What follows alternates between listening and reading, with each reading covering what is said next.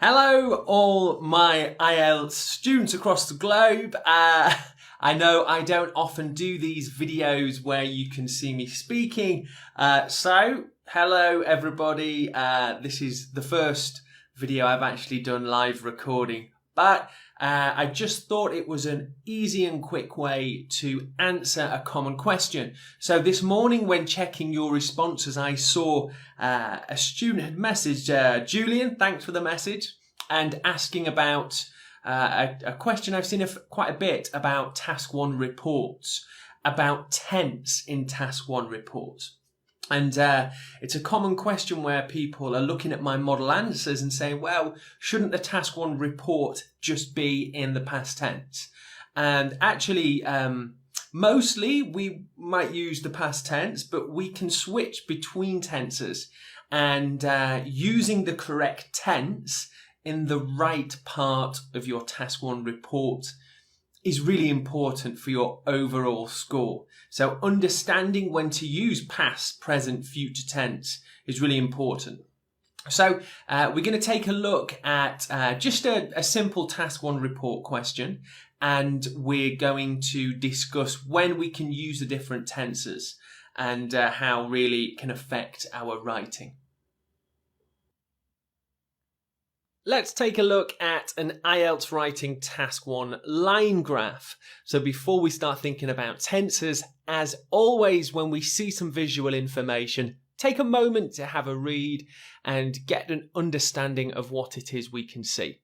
Let's start with the y-axis going up. It says population percent. Of course, you'll notice that I don't have the question here, so I'm going to try and guess what the question may be. So on the y-axis, I have population. Along the x-axis, I have a range of years and decades from 1960 to 2040. The data shown on the key below the dates is 0 to 14. 25 to 64 and 65 plus. So I'm going to assume, and rightly so, that this is world population percentages by age group.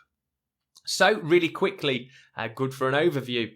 25 to 64 always is the highest amount. Changes only being between younger age group and the older age group.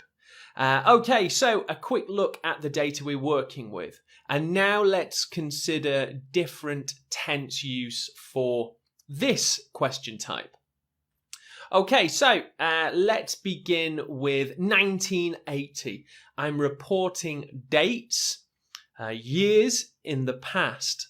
Therefore, it would make sense to use the past tense, which we do use for dates in the past. In 1980, the majority of the world's population was still 25 to 64, which stood at just under 70% total. And a nice structure there as well. So I'm reporting a date in the past. I will therefore use the past tense. But what if I'm reporting or discussing predicted dates in the future? Well, there's a couple of ways we can do this.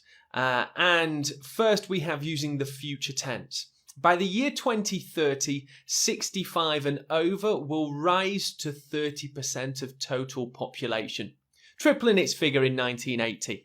That last part, tripling its figure in 1980, a great bit of comparison. Really good for task achievement score in Task 1. But back to tense, will rise. It is predicted the figure will rise. So predicted because it's already been done, the graph has been made. Predicted, it will rise. So I'm using the future tense to discuss future dates. Past tense, for past dates. Future tense can be used for future dates, but we can also use the present simple tense for this.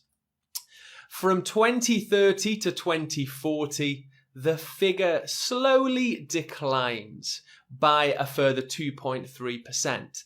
And that's because in my voicing, in the tone of my writing, I'm reporting what I see now. So I use the present tense when I'm saying I am seeing this now, and I will report in this tense. Let's say in 2020, 0 to 14 decreases slightly. So I'm just reporting what I can see now. And I use the present simple to do this. But in future dates, we can use present simple too. So just within these examples, we have 3 different tense types. And the examiner will be really impressed if you can use them in the correct place and accurately. There's also one other tense, an advanced tense, which we can use within our Task 1 report, and that is the past perfect. So I'm looking at these dates, 1980 to 1990, and I can use the past perfect like in this example here. So from 1980 to 1990, the youngest age group had risen slightly by around 1%. So reporting a past time up until a later date or now, I can use the past perfect. Let's take a look at 65 plus. So 1980 to 2020. 65 years and older had risen massively between the dates of 1980 to 2020. Had risen. And there we have a really good example of past perfect. So we've got 4 tenses there, and I hope you found those examples useful. Okay, as you can see from the examples given, it's really important that we're able to use a range of tenses in our IELTS Writing Task 1 report. Remembering that the band descriptors are split into 4 categories, grammatical range and accuracy being one of those categories. Grammatical range and accuracy makes up 25% of your total band score.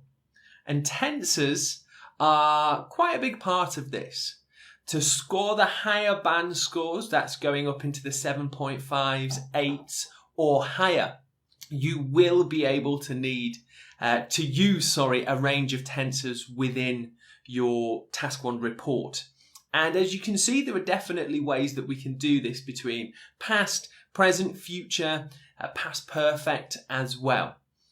So have a go when you're doing your practice report. Have a go at trying to use different tenses.